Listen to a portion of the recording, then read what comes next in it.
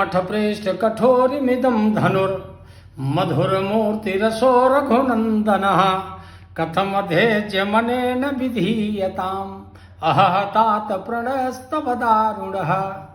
जय श्री राम। आज मैं भारतीय कन्याओं और नारियों के संबंध में कुछ आपको बताना चाहता हूं। जब विभत्स रूप देखता हूं तो अंतरात्मा दुखी होकर के रुदन करती है। मैं नारियों से कहना चाहता हूं, कन्याओं से कहना चाहता हूं कि कन्या जनगण,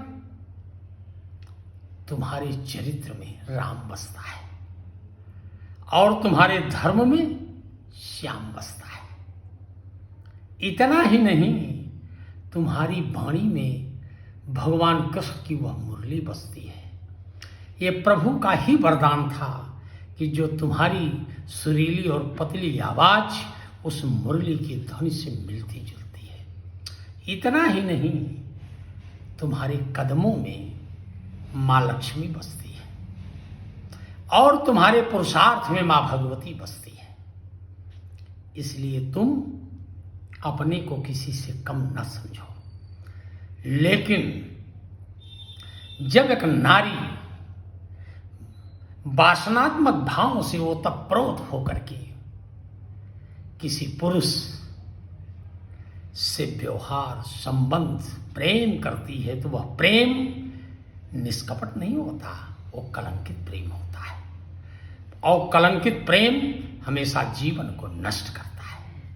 इसलिए मैं पुनः आप लोगों से कहना चाहता हूं, विशेषकर एक ब्राह्मण होने के नाते, विशेषकर एक गुरुत्व धर्म का निर्वाह करने के नाते, कि जब तुम्हारे मुख से पीड़ा की आह की धुन निकलती है तो आत्मा दुखित होकर के रोती है। इसलिए तुम कभी भी ऐसा काम न करो।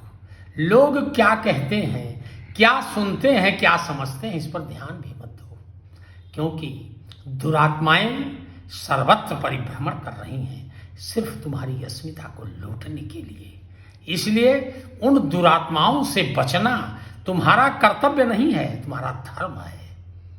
और जहां धर्म होता है वहां कर्तव्य पूर्णतः पवित्र होता है।